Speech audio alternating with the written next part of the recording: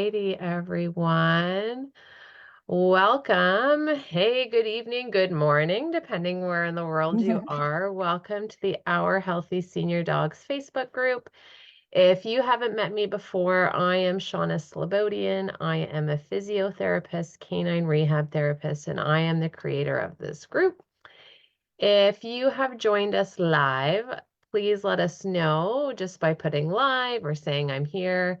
And I would really love tonight if you would let us know where in the world you might be watching from, because we've truly gone international tonight. And if you've come in here later on to watch the replay, just let us know that you've come by later on. You can comment replay or just say, hey, stopping by later. Just let us know that you came by. So I am super excited tonight or this morning, if you're on the other side of the world, to chat about arthritis and more specifically to talk a little bit about arthritis and the role of exercise in managing arthritis. So I am super excited to welcome Kylie Marks to the Our Healthy Senior Dogs Facebook group. Kylie is a human and dog physiotherapist from Australia, and she owns and runs Strong and Steady Canines. So thanks, Kylie, for joining me tonight, or happy Monday morning where you are. So thank Thank you so you. I'm much so for excited coming to in. I be here. appreciate it. Awesome. Um, so Kylie, whenever I bring in someone to the group that is a physiotherapist with people that has started to work with dogs, I always want to know how you made that switch over, or if there was something that prompted Mhm. you or whatnot. So take it away.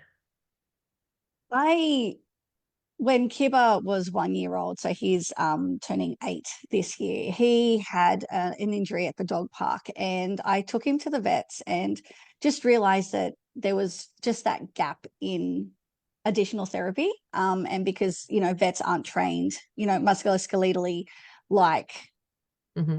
buddy, I'm doing something, mate. Sorry. That's okay. Okay. Can you go talk to daddy, please? Can you go ask daddy? Go ask daddy, please. Say mummy's on a meeting. So sorry.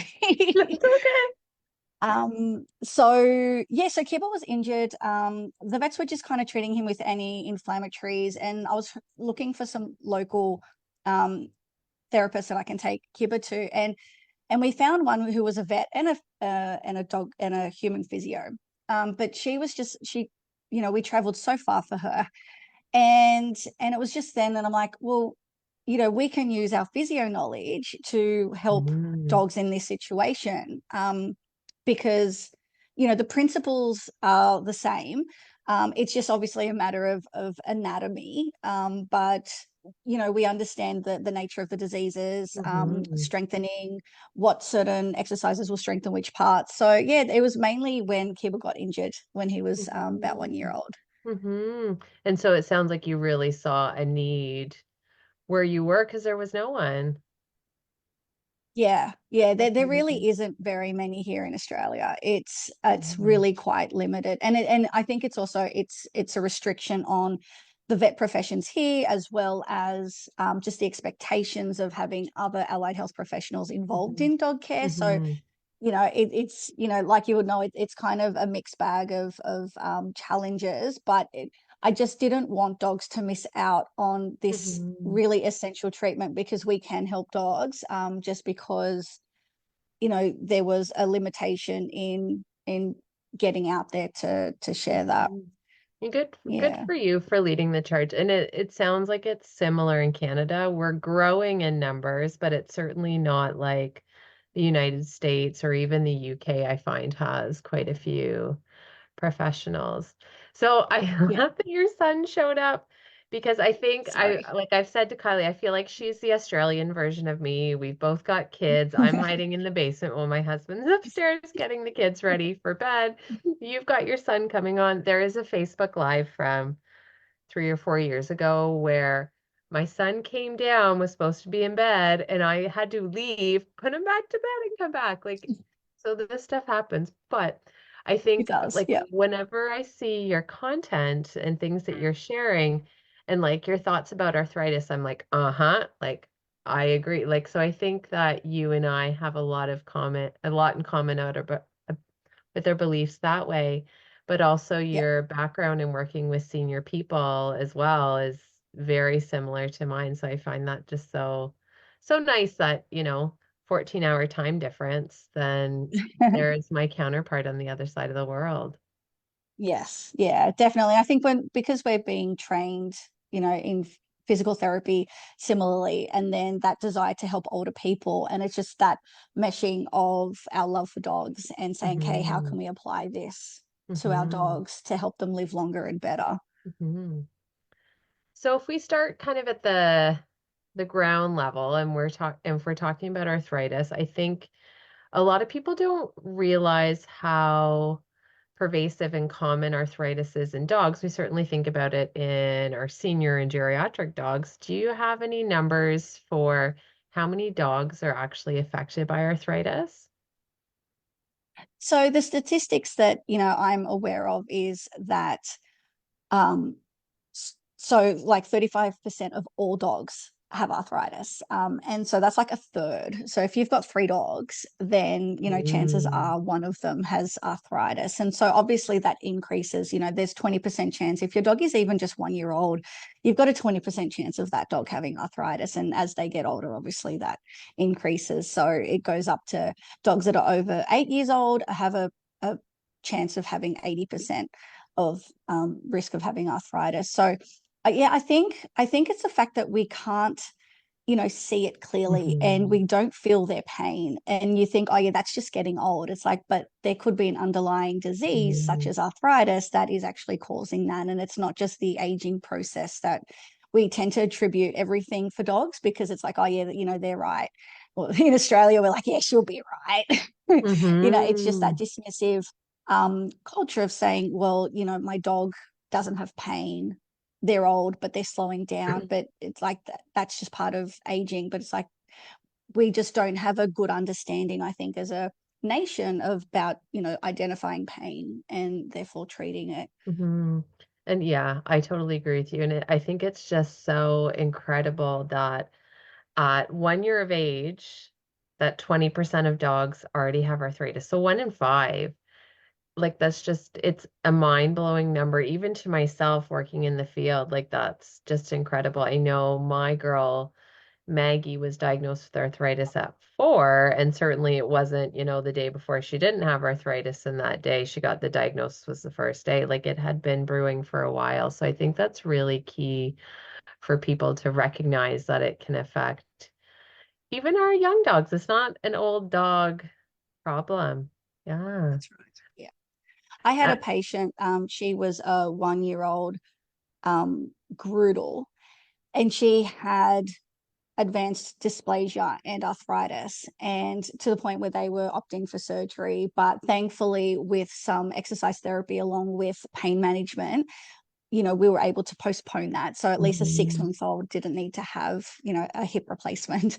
Yeah. So yeah, it happens. It happens really, really young. It's not, yeah, like you said, it's just not an old dog disease. Yeah, yeah. And I think it's different than people too, right? Yes, obviously there are some people that are getting arthritis at a young age, but it's not like my daughter just turned 2. I'm not thinking about her having arthritis at 2 years old, but we can't compare apples and oranges in that way. Yes, use a lot of the same treatment techniques, but our bodies are so vastly different. Yeah. Hmm. Yeah, What's it? definitely. I mean, yeah, I think juvenile arthritis isn't as evident, but also, you've got to think about, chances are a 2 year old might be able to show mannerisms that are a little bit off normal. And you're like, Yeah. okay, that must be pain. Or, maybe the health system that you're in allows you to take your Hmm. daughter to get assessed. Whereas, with dogs, it's like, okay, well, I need a pain assessment. I need to go to the vet. That's an extra charge if you don't have Yeah. insurance and whatnot. Yeah. So, yeah, definitely. Like, obviously, our life expectancies are so different as well. Our dogs are only, Hmm. around for 10 to 16 years if we're lucky. Yeah. So yeah, I think it's that um, ability to really have open communication with your doctor or your vet, if and your ability to look and notice off, things that are off. You're like, okay, that's not normal. Hmm. What could it Hmm. be? Let me ask someone who might Yeah, know. absolutely. So That leads me to ask you. So we've got a very educated group of members here. Like they don't come into the group if they're not already aware that maybe they've got questions or there's things that they can learn to help their dogs. So what would you say are the things that maybe most people aren't recognizing as signs of pain or signs of arthritis in our dogs? I think the kind of what's termed as laziness, and they're like, okay, because they're resting more. Why are they resting Mm, more? And it could be because they're in pain, because movement hurts. So I think resting more, the slowing down on walks, the difficulty ascending stairs, which definitely can be a strength issue, but mm-hmm, we also have to ask the vet, could this be a pain issue as well? mm-hmm, Because it's not only, as our dogs get older, they have sarcopenia, they get weaker as humans do, and that could definitely result in those things. It's you don't have the walking speed, you don't have the strength to ascend stairs or jump on the couch. But the other thing is it could also be pain that stops them because it just hurts doing those things, and so mm-hmm, they don't do them anymore. mm-hmm. So really knowing what is normal for your dog, I think, as well. Because you and I have different breeds of dog, and what might be normal for Maggie might be very different than what's normal for Kiba. And if I just met them, I might think, oh, that's totally normal. And you're like, no, like they weren't doing that. So it's really, I think, knowing what is normal for your dog. Um, Yeah. yeah, yeah. Um, so you work with a lot of people that have dogs with arthritis. How do you, or what do you see most people doing when they're treating their dog with arthritis? And what maybe do you think are the biggest things they're missing or the things that they think that are true or that they're doing their best and maybe they aren't quite hitting the mark? I feel that there's this perhaps over reliance on supplements and a under reliance on pain relief. And I can understand there's a Mm, fear that you give your dog pain relief and it zonks them out, or you're scared of the side effects. And I think that fear is meaning that we could be leaving our dogs in pain because they're not getting sufficient pain relief. So again, really important to have these conversations with your vet, because, and be honest with your fears. Like, I'm scared that's going to happen. And they'll say, well, that could happen, but it's unlikely, or, that's mhm, actually a misconception. That's not true. Or, just, being open and understanding. And I think there's this over reliance, therefore, because supplements are natural, people are more likely to take all these supplements for their dogs and than pain relief. Whereas I would prefer to have pain relief and exercise as my predominant form of therapy. And then, okay, it's like, obviously we know that arthritis requires a holistic approach. Like, we need, you know, mhm, 5 or 6 different strategies to really treat it holistically. But, understanding that supplements do not grow muscles. If you see your dog's legs giving way, if you see that their legs are shrinking because the muscle mass is shrinking, then they're like, oh, supplements or protein, which can help. Supplements, particularly for joint pain and joint inflammation, which could be causing the pain. But really, what strengthens the muscles is exercise. It's just hard work. yeah, Unfortunately, there's no silver bullet. It's like you've got to put in the time and the effort to do those mhm, exercises. And our jobs as physios is to make that as simple to do as possible, because we want to help you incorporate that into your life so that the dog benefits and then you don't feel that overwhelm of time and difficulty. mhm. You're just totally I just love all this because I'm like, these are these are the things that I totally believe in. And I don't know about you, but it really, I just, I don't even know what the right word to put to it. Maybe disappointment is the word to use, but going into some groups and seeing like, oh, my dog's really struggling. What is the one supplement that's going to do it all? And it's not, it's rarely ever just one thing that's going to fix a problem. And a naturopath that I worked with years ago, and I've said it in this group, and if people have heard me say it, it's my favorite analogy, but she's like, think of the treatment plan as your um, as your way of reaching your goal. And if you think of your goal as being the book on the top shelf and you can't reach it, you're stacking all these things on top of each other so that you can step on that to get to that goal at the top of the shelf. And I just love that. And if you're just hyper Yeah. focused on one thing, then you miss so many other things. Yes. Yeah. Yeah. And I Yeah. think, Like we were saying, go sorry. ahead. Yeah, just understanding that arthritis is a multimodal approach. It means lots of modes, which means, there are supplements, of course, can be really helpful, but then, Hmm. that's kind of a different kettle of fish because I'm like, people are using them excessively and the thing that it could be wasting their money, which is a different thing, is like, is it actually Hmm. working? Do we have the eyes to test and see and say, okay, well, I'm not going to give my dog something that doesn't work. Like, it's just a waste for them and a waste for me. But there's supplements, there's heat, there's ice, there's exercise, there's range of Hmm. motion, there's weight management, there's pain relief. Like, these are all things that together, like you said, it's like each of them, there's no big step to get you up there. You do need to stack and you need to add all of them together to Hmm. get to the highest point. Hmm. Hmm. Do you find that, and maybe you don't because the way you've presented yourself as being so heavily exercise based, do you find you get pushback on from owners when you're like, we need to work on exercise, or these are the exercises I recommend? Do you get much pushback? I do, but I think that's because there's a lack of understanding about the benefits of exercise. It's like, if Hmm. you understood how helpful this is and how cost efficient it is, it's like, if I could give you something that, okay, obviously took a little bit of time, but it's really cheap and it's really effective, as opposed to, wanting that silver bullet.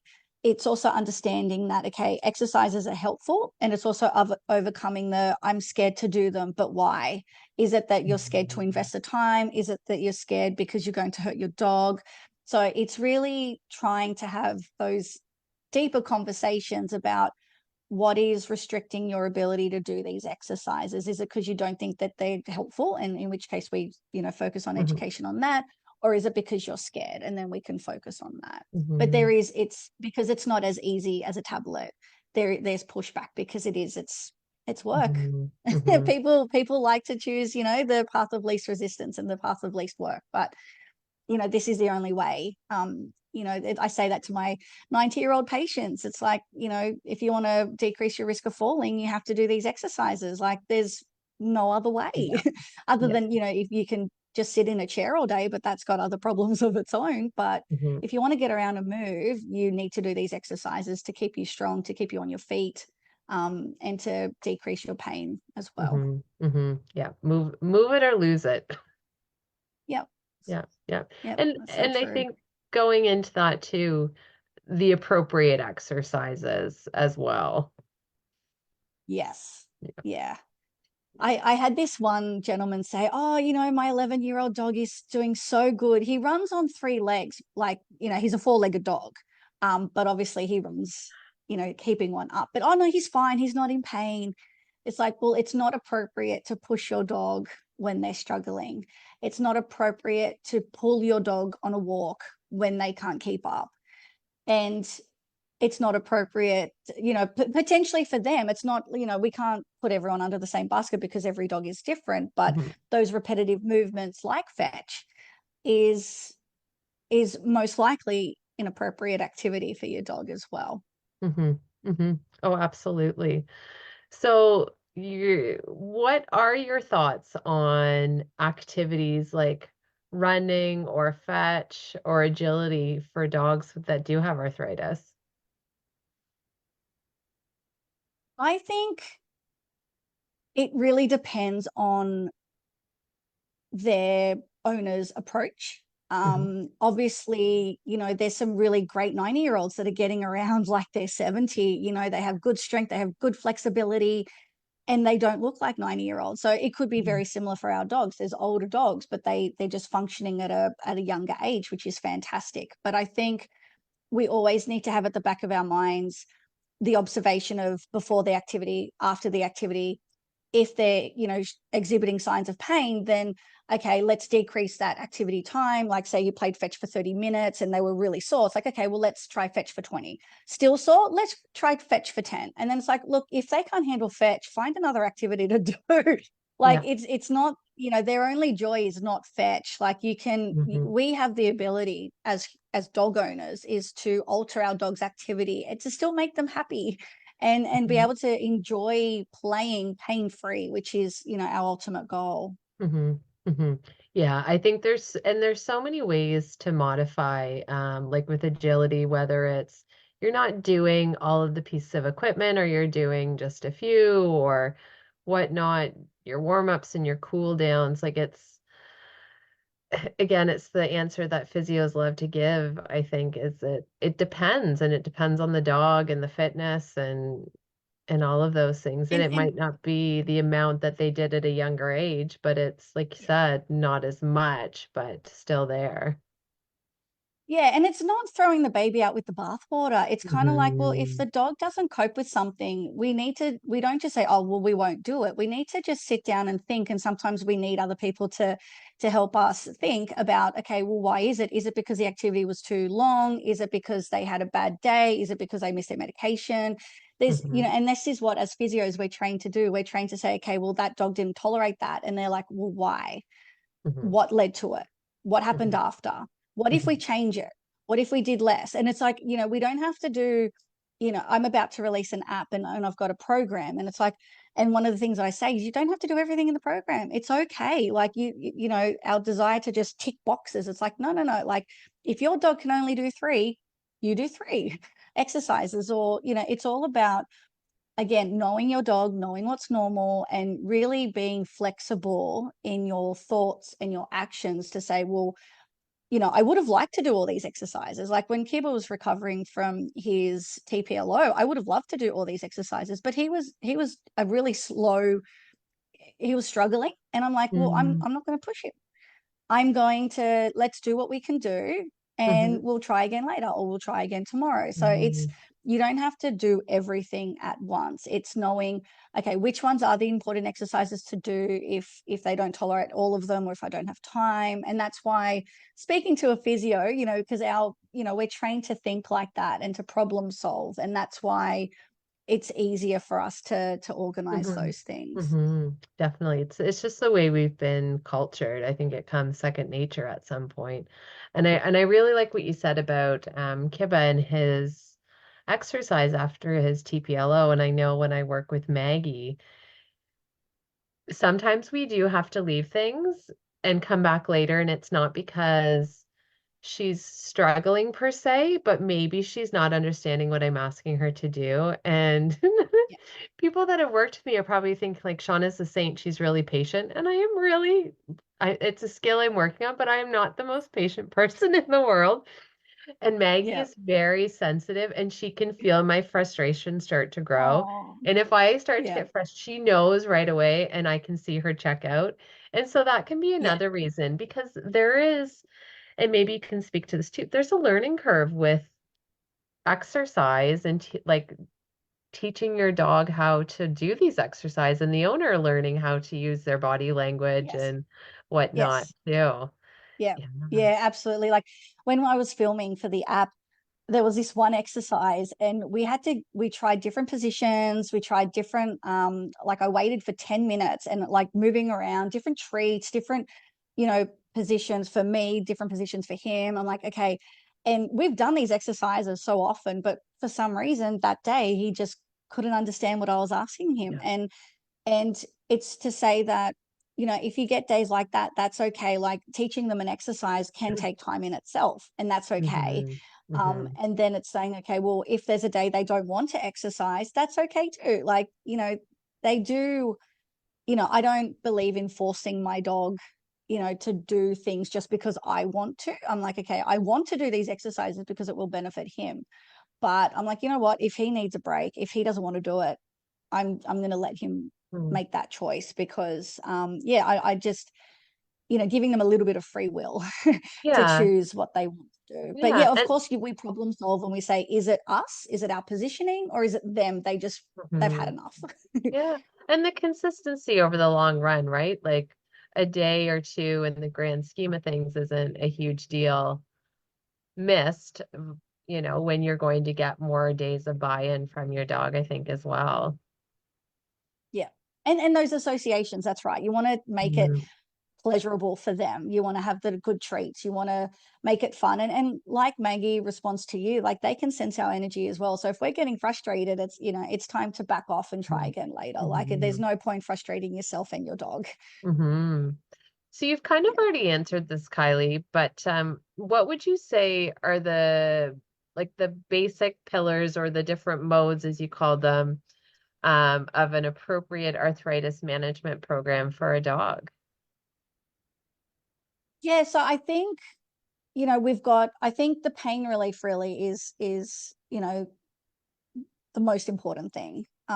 It's really speaking to your vet and finding that tablet that works the best for them. Because if they're in pain, they're not going to want to exercise. And, you don't want to force Mhm. them to do exercise when they're in pain. It's not going to be helpful for them because they're going to associate pain with exercise and not want to do it. And obviously, we don't want to be causing our dogs pain either. Mhm. So, yeah, definitely we've got, pain management, just regular gentle movement, like gentle walks. So they don't have to be, your half hour or your hour, whatever length of time that Yep. they tolerate is, they're walking. We've got the strengthening exercises.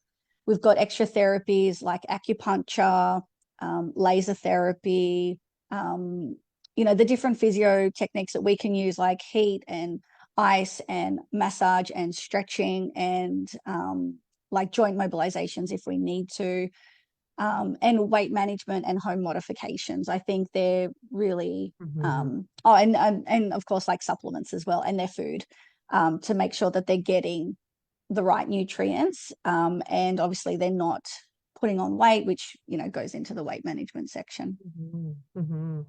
Yeah. And again, I think it's important for folks to realize that there's more than just, like we said, that one supplement or even the often well-intended advice of, well, just maybe you need to walk your dog more and that will help things. That's something I hear a lot. And it's like, well, if walking was the cure-all, then how did your dog end up in that difficulty in the first place?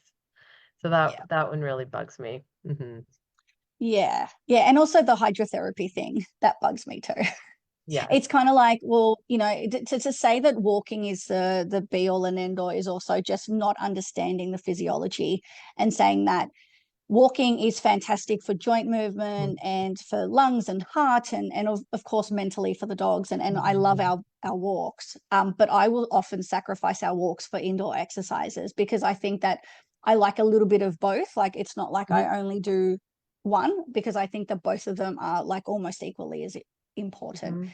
Mhm. And also with walking, it's like, well, if you just walk on a flat ground, that's not going to provide enough resistance to grow your muscles. So it's understanding muscle physiology to say that they'll only grow if there's actual resistance to challenge them. And walking on the ground flat is not going to do that, which is why we add maybe hills or stairs or strengthening exercises at home. Mhm. Yeah. Mhm. Yeah, and I usually try to say to people, well, like that us and as humans, if we wanted to really add muscle to our legs or to our arms, we're not going to decide just to go for a longer walk. Like we know, I think just naturally for our human bodies that that's not enough, but we don't seem to appreciate that for our dogs Mm. either. hmm Yeah. Yeah. Um, Curious, I don't want to offend anybody, but curious your thoughts about the underwater treadmill. And I will say personally, it has its place, Mm. but I think that it can unfairly be presented as a cure-all or the end-all be-all for a lot of things. But I don't necessarily think that that's accurate. Yeah, no, I agree. That's why it's like, people are like, oh, they're going to hydrotherapy. I'm like, that's great. But it's also, it has its place. I think it has its place for dogs who are very impaired when maybe walking on land is painful or uncomfortable. Mhm. it's good to help dogs that, the warmth of the water. You can Mhm. progress exercises in an underwater treadmill, which I love. You can increase speed, you can increase the incline, and that challenges muscles to help them grow.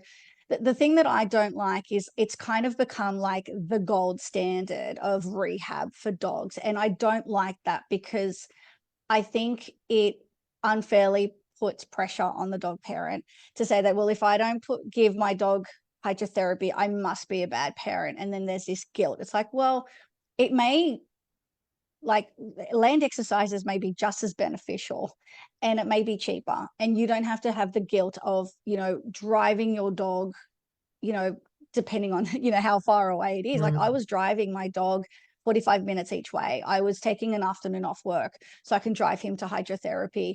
And obviously it also cost, quite a lot of Mhm. money as well. And it's like, it's it's good, I think, for Yeah. dogs that say haven't recovered as well post-op, and if their mobility is deformed, I would say that they would benefit from hydrotherapy. But otherwise, if they can tolerate land-based exercises, I'm like, why not try something that is cheaper, easier to do because it's at home? Mhm. And yeah, it just decreases your stress and your time commitment and your money commitment. And yeah, try a different option. Like, it's not the only option, like supplements are the only option Mhm. to, Mhm. to treat their dogs. Mhm.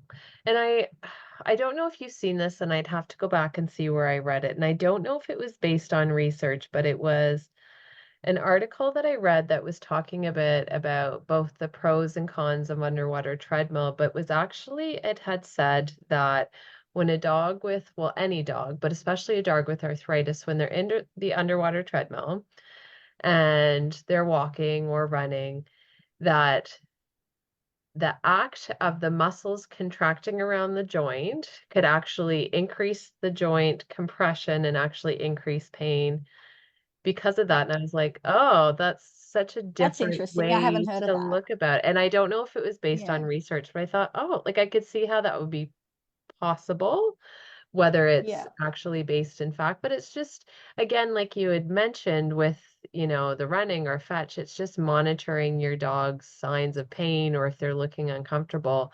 Can you figure out what it was that caused it, whether it was maybe the underwater treadmills causing a flare up, maybe it's the in and out of the car to get there, whatever it is, but trying to narrow that down because the dog Yeah. can't say, hey mom, like that trip to the underwater treadmill today, like that wasn't kosher. But yeah, but Yeah. recognizing those signs in your dog, I just thought that was interesting.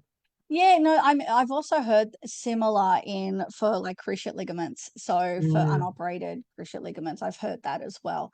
Um, but yeah, like you said, I think it's more of a trial and error. Sometimes it's like, just, if you can afford it, if it's something that you really want to do, just trial it and see how they tolerate it. And you need time to assess these things and say, after a month or two of hydrotherapy, if it's actually making them more in pain, then it's like, okay, and they've tried all different settings and whatnot. It's like, okay, well, maybe it's just not the right form of therapy. And mhm. and that's okay, because there are so many other things you can do Yeah, for your dog. It's not only hydrotherapy. yeah, absolutely. And some Hope I dogs didn't don't like offend anyone water. either.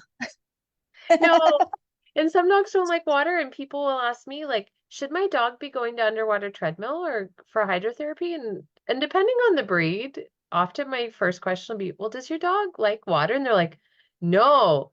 And I'm like, well, then don't go. Like, That's it's really not a big important. Yeah. deal.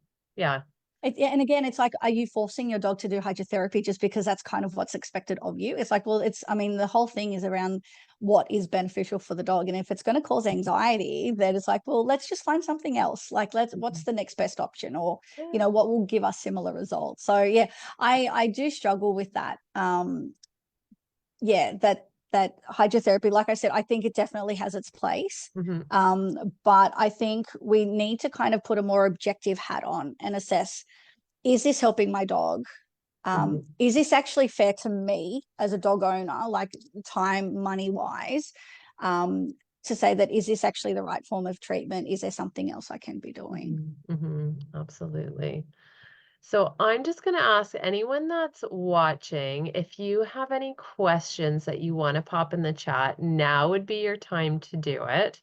I did get a question ahead of time from Helen. She has two questions. The first one was, what, if anything, can be done to prevent arthritis? I'm wondering if you have thoughts there, Kylie.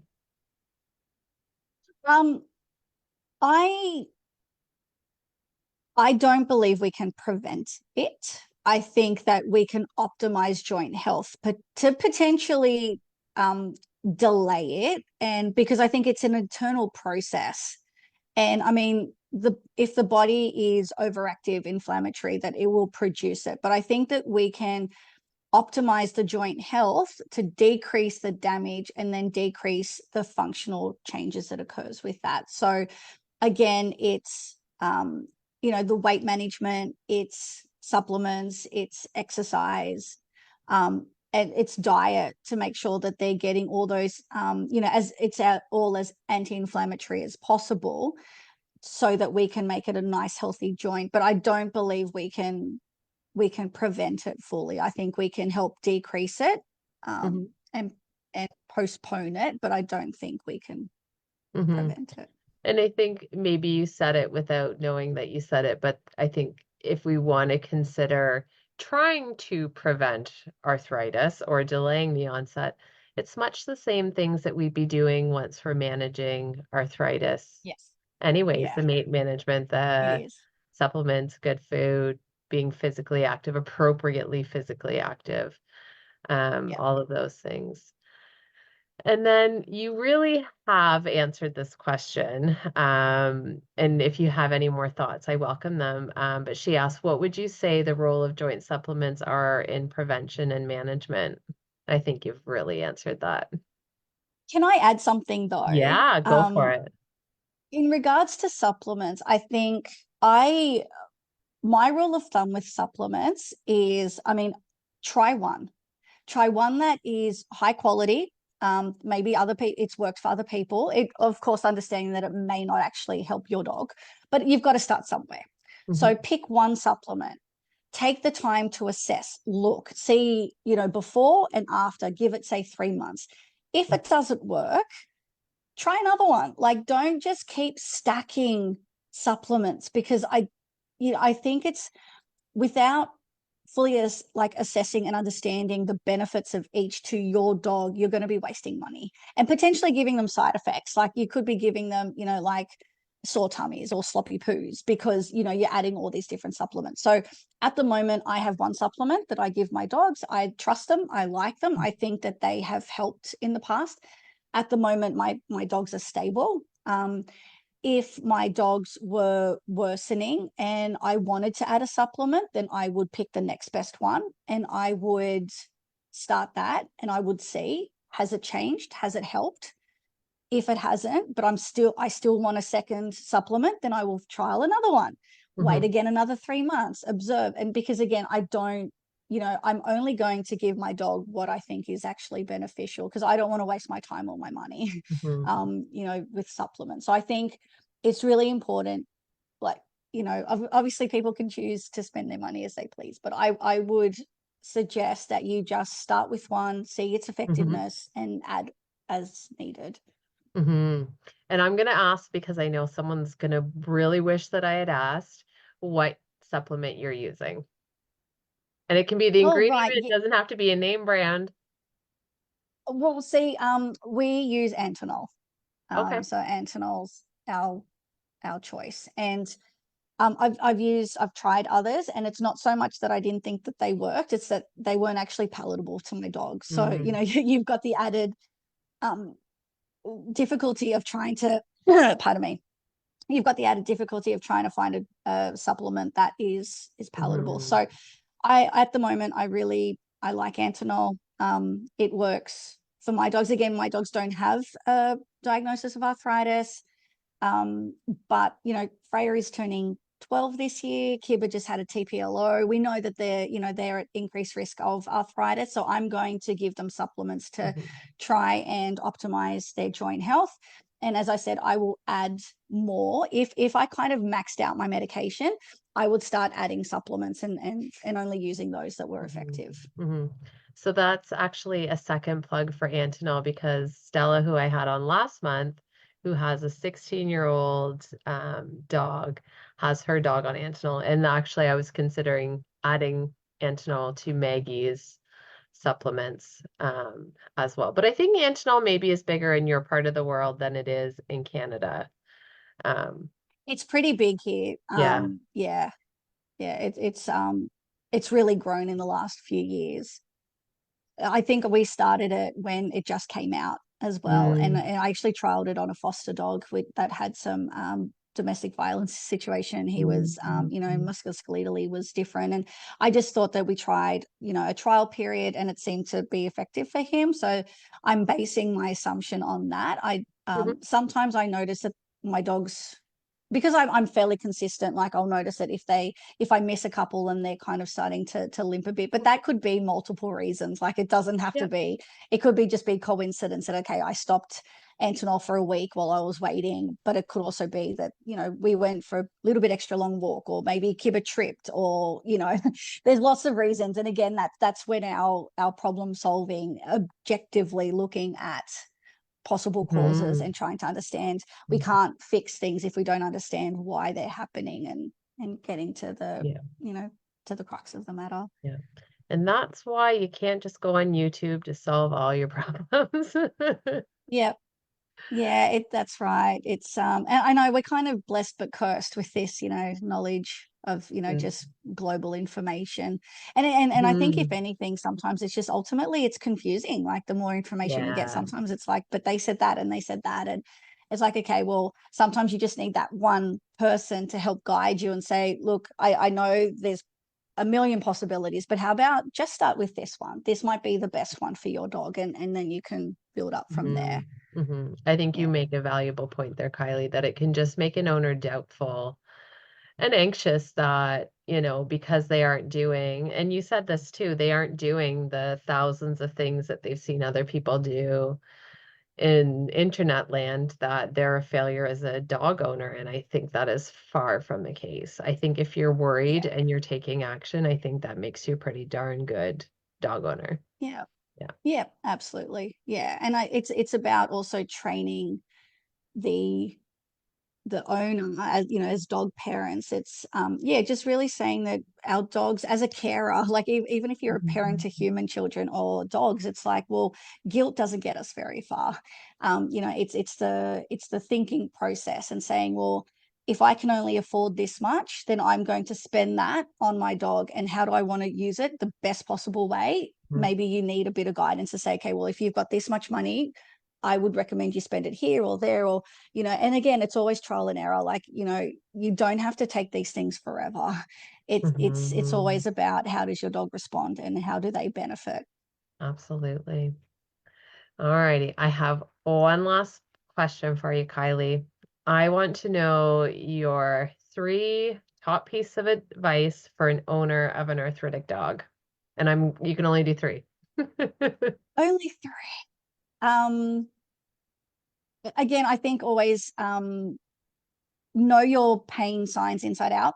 Really get to know what are possible signs of pain. And, like for example, I met this dog at a cafe, and then, he was a big dog, 8 years old.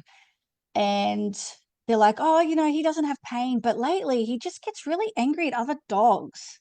Like, well, Mm, behavior changes. It's like, yeah. maybe you should go to the vet and get Mhm. so things that you're like, oh, they're just getting old and grumpy. It's like, well, actually, that might be a more subtle sign of pain. So Mhm. really know your signs of pain inside out. Um, the second one would be just have really good open communication with your vet. I cannot stress that enough. Like, I think it's, tell them about, what your fears are, what your budget is, and just observe. Like, I think those are just because that gives the vet more information to Mhm. make their recommendations on. And the third one would be try exercise. I should have known that was coming. Bit of a plug. Look, I definitely think that, with the third one would be our physiotherapy principles for pain management and for mobility and for function is like they're our go-to. for humans, and so they're my go-to for dogs. It's pain management naturally, which could be, like we said, Mhm. heat, ice, stretches, range of motion, and of course strengthening exercises will help to not only allow them to move better so that they, can get up the stairs, particularly if you've got big dogs like mine. Like, I don't fancy lifting them into the back of the car. Like, Mhm. they're 30 kilos each. So it's not something I want to do. So if I can strengthen them so that they can do that, then yeah, that's a win for me. And it's a win Mhm. for them because, another thing is that, arthritis is the second leading cause of elective euthanasia. And so if a dog becomes incontinent, it's like, oh yeah, their bladder's going, put them down, loss of quality of life. It's like, hey, like, okay, that could be the case. But what is their musculoskeletal system contributing to that? Is it that they're so slow because they're weak and they're in pain and they just can't make it to the potty in time? That's an easy solution. We Mhm. can treat those things. Obviously, if there's issues with the bladder itself, again, there could be medication for that. But I think with strengthening exercises, it not only helps improve their function, but by supporting the joint, it decreases the pain as well. Mm. So I lied. I have one more question. If Oh, okay. someone is watching this and they're like, oh, I need to start exercising my dog maybe in a different way than I've been doing, maybe the walks aren't just enough. A very short explanation. Where the heck would they even start? Um, well, they could ask you on your Facebook group. Hmm. Everyone's there to help each other, and you can say, "Hey guys, what exercises are you doing?" If you wanted like a more direct approach just from one source, then I would be talking to Shauna. Or you could also, of course, welcome to talk to me and say, I'd like to book a consult so we can actually Hmm. really talk, and I want an exercise program for my dog, because you can take bits and pieces of all these exercises you see on the internet. But the issue is, are you doing them often enough? Are you doing them at the right intensity? Hmm. They might not actually work because they're not difficult enough for your dog. They might be too easy for your dog. And of course, obviously, there's no point, you don't want to throw everything into it when it's like, well, I can give you 3 exercises to start with. And then you go on that. Muscles take time to grow. Come back to me. I'll advance them, add more, go back, go away, come Yeah. back, and it's building that. So I think the first place, if you're interested in starting an exercise program for your dog, is to talk to Shauna or myself as physios. Like, we can direct Hmm. exercises for your dogs, and that giving us more information about your dog and the history. A consult allows us to understand you and your dog better, and then we know what exercises to start with, how to best help you Hmm. and your Hmm. dog. Yeah. So getting the recipe right, I think. Yeah. Yeah, Yeah. because there are just so many variables as well. And I think that's why people throw, the baby out with the bathwater. It's like, oh, it's not working. It's like, well, maybe it's just like too easy. Yeah. Maybe you're doing, really easy exercises that aren't challenging them Hmm. enough, or maybe they're bored, or maybe you're using the wrong treats, or maybe, Yeah. like, again, it comes down to speaking with people like Shauna and I, who have, through our profession and our training, our problem solving abilities, is that we can better understand what's going on to be able to be more helpful. Hmm. Love that answer. Okay. For real, I have no more questions. Okay. If you have any last thoughts of anything that you want to share with anyone watching, Kylie? No, I don't. I just want to say thank you so much. I know we were limited by time today. I could have, spoken for another hour about dogs and arthritis. But I just want to encourage people, don't feel overwhelmed. I know it's really hard to see your dog struggling in pain. And I mean, no one wants to do that. And we're here to help. We want your dog to feel better. It's what drives us Hmm. to spend all this time and energy creating content, and answering posts, because we want to see your dogs get better. And if you are in a financial position to be able to invest in your dog, then exercise therapy is a good way to get started as Hmm. well. Love it. So if someone wants to find you, Kylie, where can they find you? Other than just Australia in general. So there's this big country called Australia. I'm there. So you can find me on Instagram at Strong and Steady Canines. I also have a Facebook group called uh, what is the name of my Facebook group? Rehab Tips and Tricks for Senior and Arthritic Dogs. I will link to But it. Don't worry. okay, yeah, it's something, with a long name. But just trying to focus on, rehab tips. So not only exercises, but trying to provide help to and decrease that overwhelm that we as pet parents and caregivers feel. Like it is really hard. Like, yeah, when we're caring for a senior dog, you want to make sure that they're not in pain, but you also have other responsibilities as well. But yeah, where Shauna and I are both here to help. Absolutely. Perfect. Thank you so much, Kylie. I really appreciated Thank your you. time and the No, special guest that showed up at the that beginning. was my boy Isaac. Thank you for having him as well. He's very cute. But yeah, doesn't sense the urgency of I think maybe my husband fell asleep. We'll see. Uh-oh. All right. Well, Might thank be you in so trouble. much. I'm so excited to talk to you again, Shauna, because I had a ball. Thank you. Thank you. Thanks everyone for watching and stopping by. We'll see you later.